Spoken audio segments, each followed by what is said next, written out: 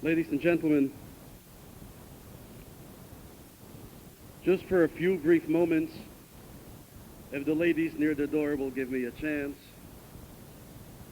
Feel at home, ladies. Sit down.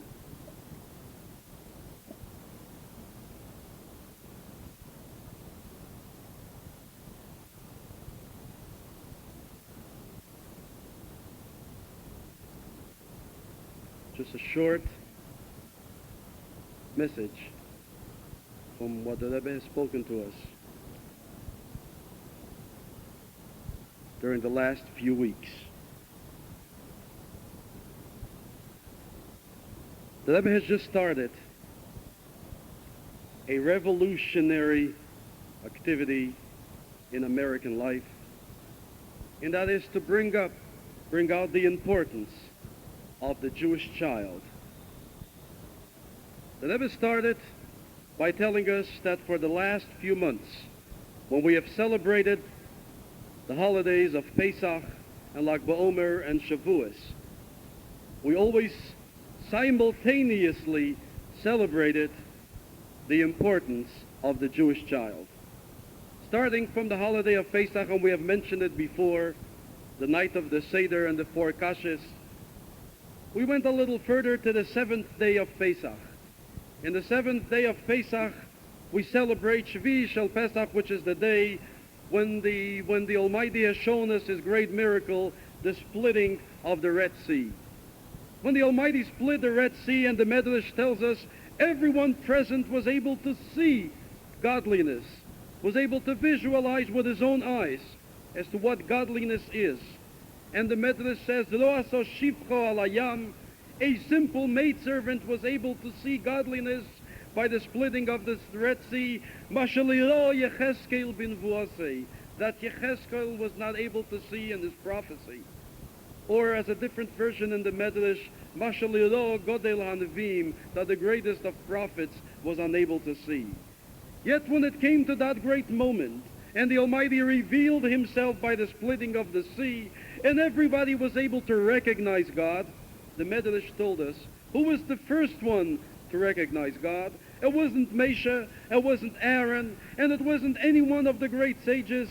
It was those little children who pointed with their little fingers to heaven, and they said, Ze keli ve'anvehu, this is my God, and I shall glorify Him. Haim, they the little children, hikiru tchilo, they were the ones who were first recognized God before everyone. And then we come to the holiday of Lag BaOmer, which is especially designated as the holiday of the child. And then we come to the holiday of Shavuos. And Shavuos, the Medrash tells us, the Almighty wanted to give the Torah to all the nation. He asked which is the nation that will accept the Torah. And the Jews said that they will accept the Torah. They will take the Torah. Kinderlach, just for a few moments.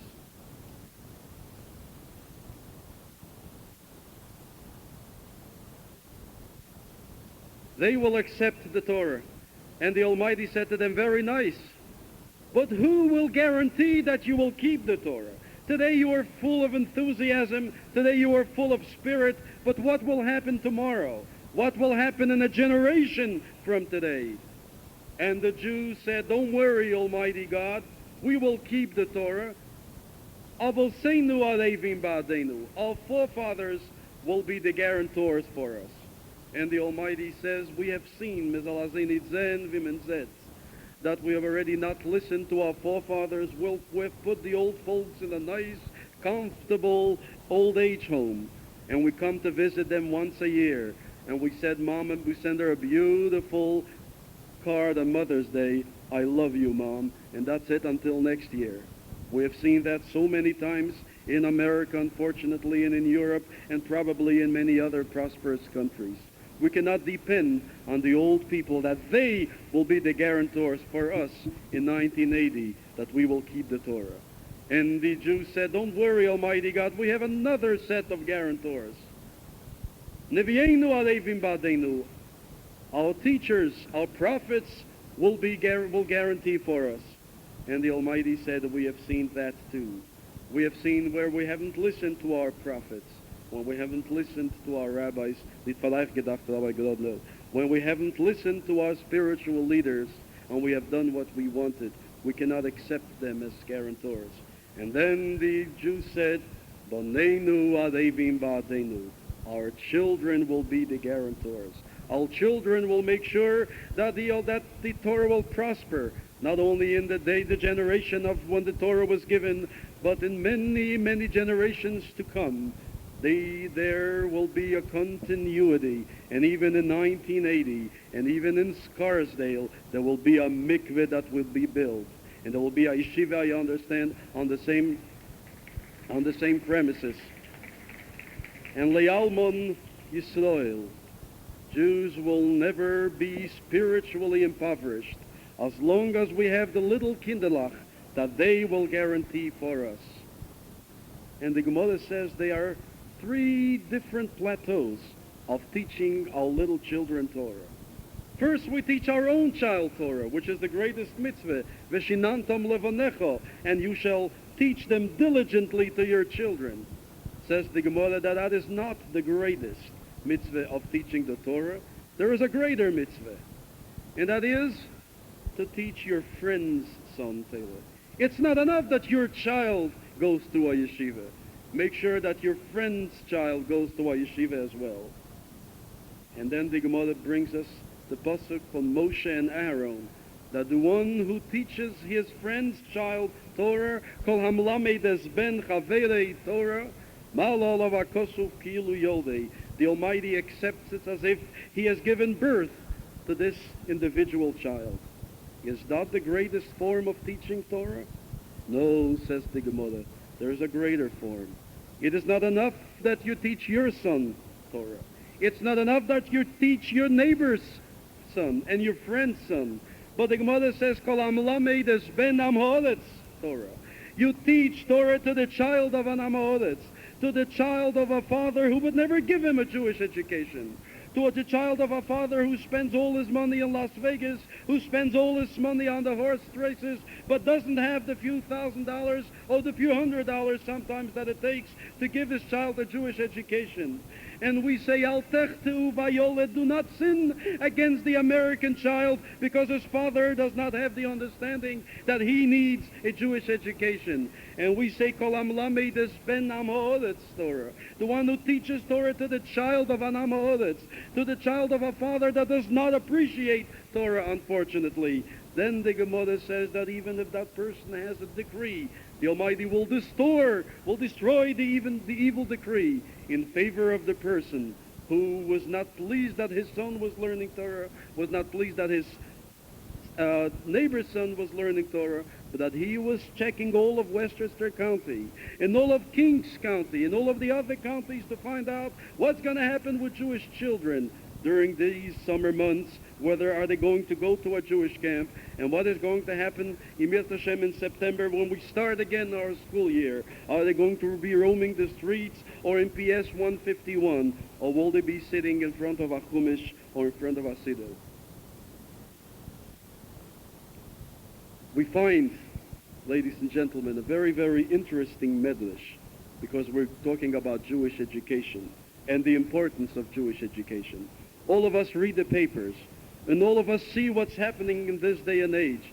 All of us see that that the 70 wolves are ready to drown Israel in a little pint of oil. And we say to ourselves, what can we do? What can we do for the perpetuation of a Jewish nation and of a Jewish people? How can we fight the anti-Semitism? All we have to do is read the papers any given day of the week. And we find a little medrash. When the nations of the world came to Bilam, and they said to him, Bilam, tell us, how can we overcome this stubborn people of Israel? And Bilam said to them, I have a neitzah for you. Go out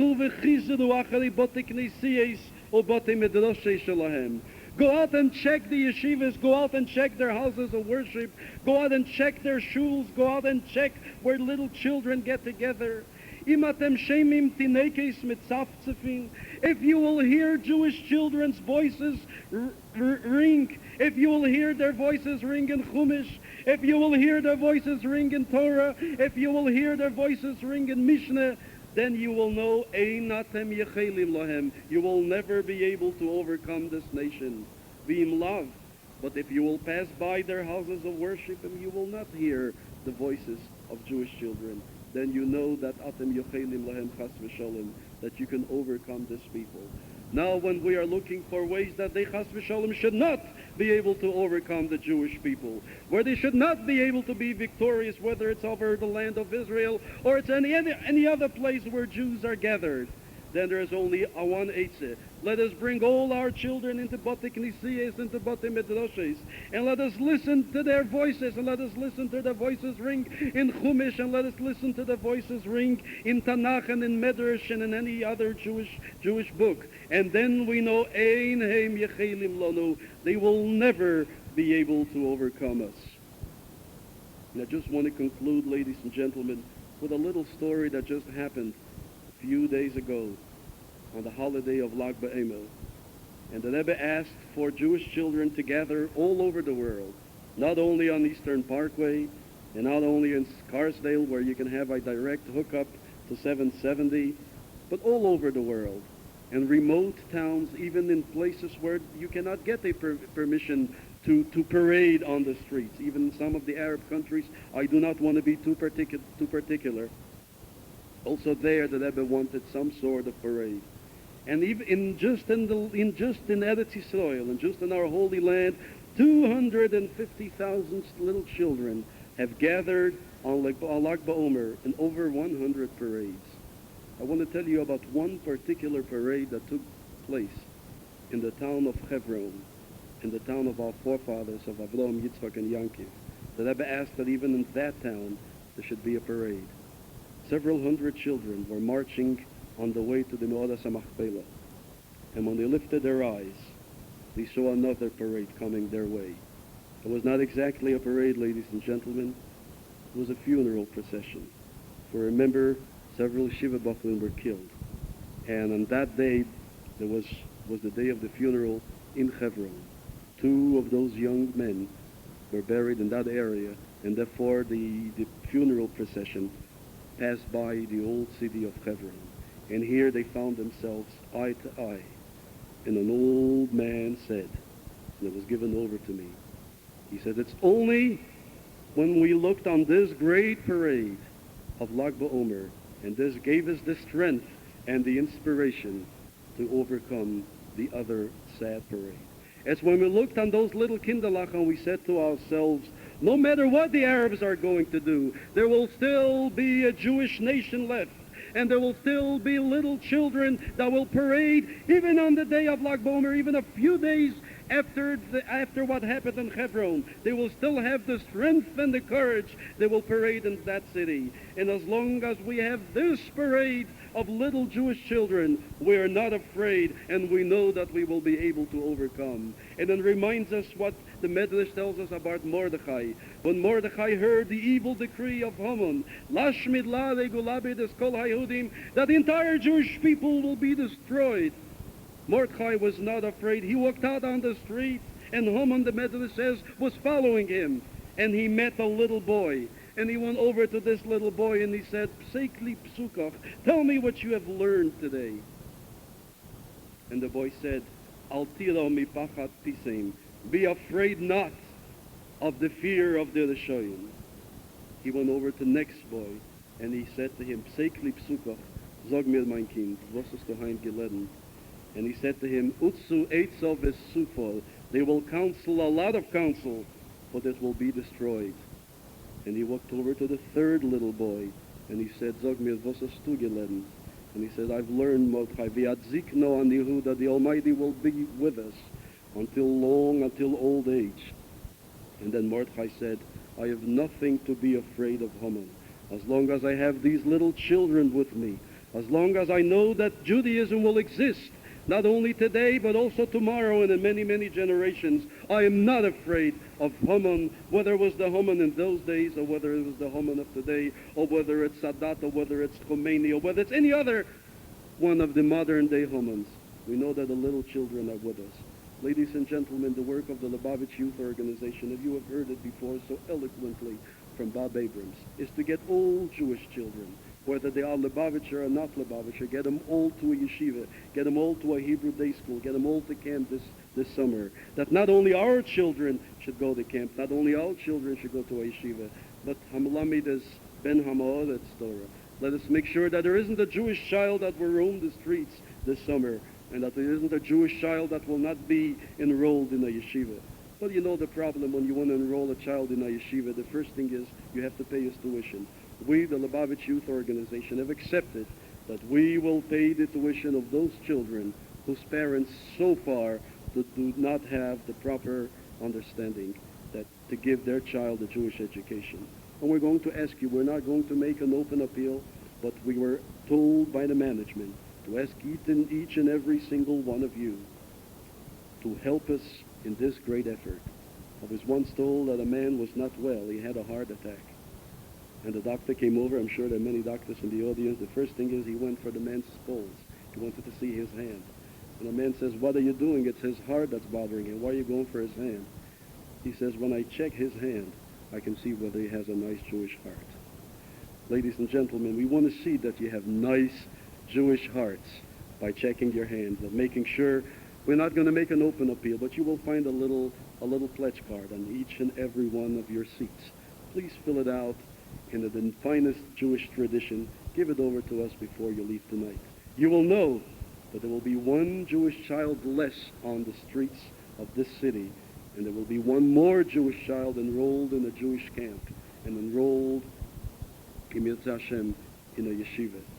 And may, in the merit of these little children, the Heim Hikiru Tchila, of those little children that have recognized God first, when we gather them all together, there shouldn't be a single little boy or a single little girl that will be outside of the realms of Jewish activity and outside of the realms of a Jewish day school. Let us gather them all together, and Emir Hashem, when Mashiach will come with all those Jewish children, all of them, and with them we will march to Mashiach, and again they will raise their finger to God, and they will say, Zekei Livei Anvehu, this is my God, and I shall glorify him. Thank you very much.